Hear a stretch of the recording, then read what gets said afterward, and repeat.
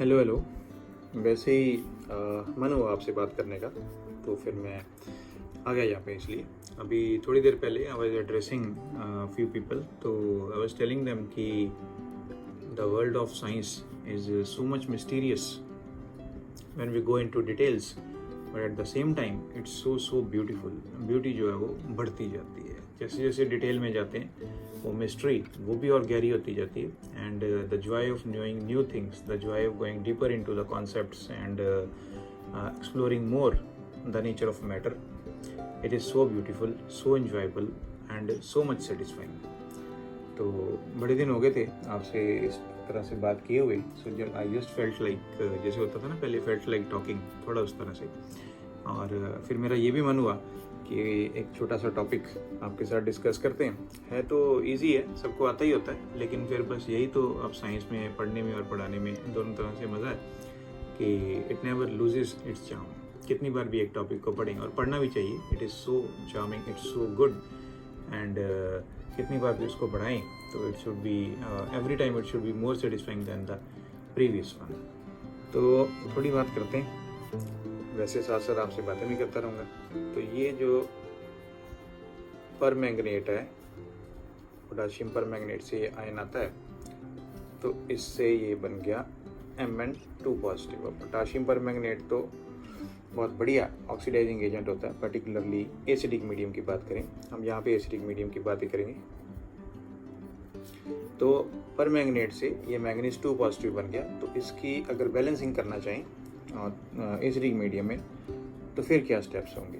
रहते तो बहुत इजी हैं, आपको पता ही है, नहीं पता तो डिस्कस कर लेते हैं। ये परमैंगनेट आयन के सामने लिख लिया एक मैंगनीज 2 पॉजिटिव, ठीक है। पहले तो एटम्स चेक करने, यहाँ पे एक मैंगनीज एटम है, यहाँ पे एक मैंगनीज एटम है, बराबर हो गई।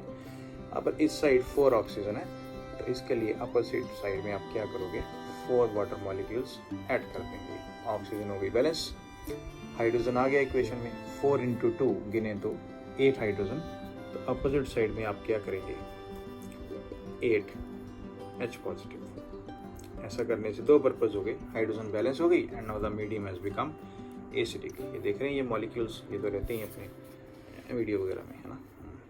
अब एटम सारे बैलेंस हो गए, अब बारी है चार्ज की। चार्ज कैसे बैलेंस करेंगे? इस साइड वाटर तो न्यूट्रल है, मैंगनीज 2 पॉजिटिव है, तो इस साइड का total charge +2, right hand side का, लेफ्ट हैंड साइड का ये +8 है, तो -1 पर मैंगनेट का है, तो इनको टोटल कर देता हूँ, तो ये +7 हो गया। अब +7 और +2 का डिफरेंस कितना बना, 5। तो इट मीन्स कि 5 इलेक्ट्रॉन्स मस्ट बी एडेड, क्योंकि पैराडॉक्स रिएक्शन का पार्ट है इलेक्ट्रॉन्स। अब इलेक्ट्रॉन्स किधर ऐड करेंगे, इलेक्ट्रॉन्स के ऊपर तो नेगेटिव चार्ज होता है, तो बहुत ही फंडामेंटल सी बात है कि जिस साइड ज़्यादा पॉजिटिव है उस साइड इलेक्ट्रॉन्स ऐड करें। इस साइड +7 है, इस साइड +2 है, तो I will be adding electrons on this side. तो ऐसा करने से ये वाला स्टेप जो है वो बैलेंस हो गया, ठीक है।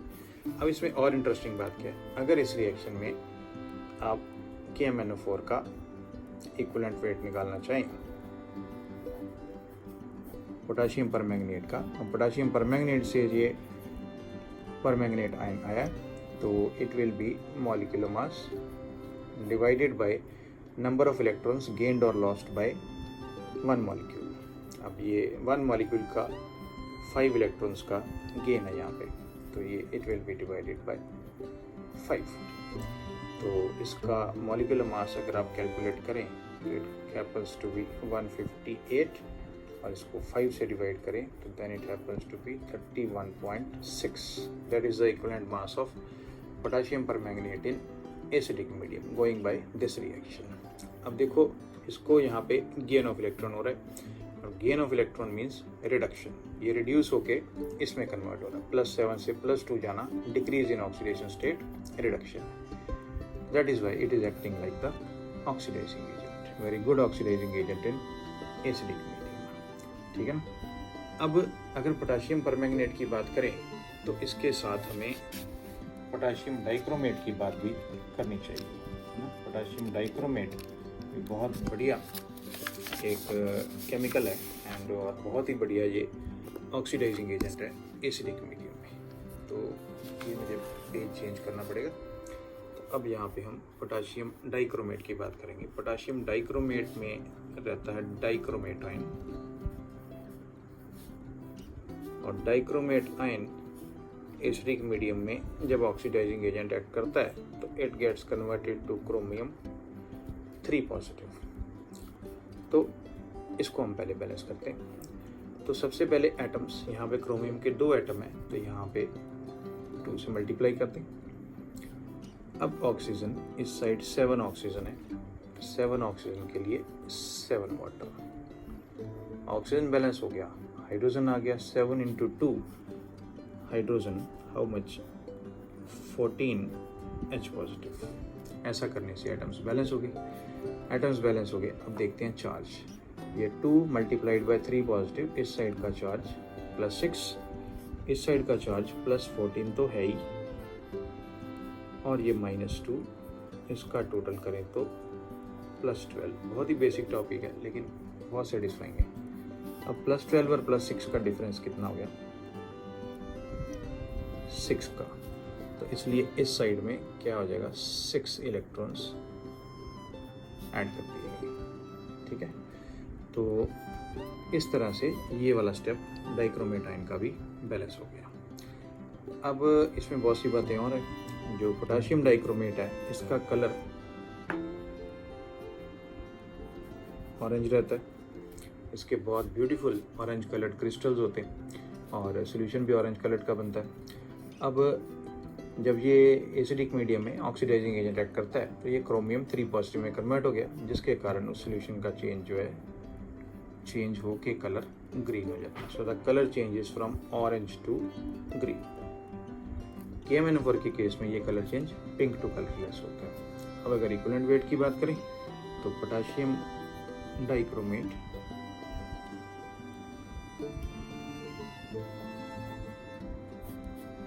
का मॉलिक्यूलर मास 294 आएगा, और डिवाइडेड बाय, ये देख रहे हैं इसका जो पोटाशियम डाइक्रोमेट के एक मॉलिक्यूल में से एक डाइक्रोमेट आयन आएगी and it is gaining 6 electrons. तो इसको आप 6 से डिवाइड कर दें तो it comes out to be 49। इसमें और हम एक दूसरे तरीके से भी इम्प्रोवाइज कर सकते हैं। जैसे ये परमैंगनेट आयन है और इससे एसिडिक मीडियम में मैंगनीज 2 पॉजिटिव बन रहा है। यहाँ मैंगनीज का ऑक्सीडेशन नंबर निकालें +7, यहाँ मैंगनीज का ऑक्सीडेशन नंबर +2, डिफरेंस 5, तो आप करेंगे m/5 जो अभी 31.6 आया था। डाइक्रोमेट के केस में क्या करेंगे, हम पूरा लिख लेते हैं। पोटाशियम डाइक्रोमेट ये जाएगा क्रोमियम 3 पॉजिटिव में। यहाँ क्रोमियम का ऑक्सीडेशन नंबर +6, यहाँ क्रोमियम का ऑक्सीडेशन नंबर +3, तो डिफरेंस कितना हो गया? 3। लेकिन अब 3 से डिवाइड नहीं करेंगे, पता क्यों? क्योंकि देखो यहाँ पे क्रोमियम के 2 एटम हैं, ये +3 हुआ जो +6 से 3 का चेंज, ये तो एक क्रोमियम के एटम के लिए। पूरे मॉलिक्यूल में क्रोमियम के 2 एटम हैं तो टोटल चेंज कितना होगा? तो ये 3 को यहाँ 2 से मल्टीप्लाई करेंगे तो 6, ये वही 6 आ गया जो ऊपर हमने यहाँ पे यूज़ किया। तो इसका मतलब ये है कि इस रिएक्शन में पोटाशियम डाइक्रोमेट का जो एक मॉलिक्यूल है वो 6 इलेक्ट्रॉन गेन कर लेता है। तो इसलिए फिर यहाँ पे m/6 हो जाएगा। तो m/5 फॉर पोटाशियम परमैंगनेट और m/6 फॉर पोटाशियम डाइक्रोमेट। ठीक है ना? और मुझे पता आप में से मोस्टली लोगों को ये पहले से आता ही होगा, और अगर नहीं आता है तो चलो आपने हो सकता है कुछ ना कुछ नया सीख लिया हो। ऐसी छोटी छोटी बातें जो है हमें साइंस के साथ, केमिस्ट्री के साथ जोड़ के रखती हैं। और जैसे हम जितना मर्जी आगे डिटेल में जाते जाएं, जितना मर्जी और एक्सपर्टीज़ हो जाए, डिफ़िकल्ट क्वेश्चंस और मोर इंटरेस्टिंग क्वेश्चंस, लेकिन फिर भी ये जो बेसिक्स हैं इनकी इम्पोर्टेंस तो बनी रहती है। These basics are never going to lose their charm and at the same time they are very useful and handy also, है ना? तो चलो फिर चलते हैं। अभी फिर से आता हूँ मैं एक आध दिन में कोई और टॉपिक लेके। ठीक है, बस ठीक।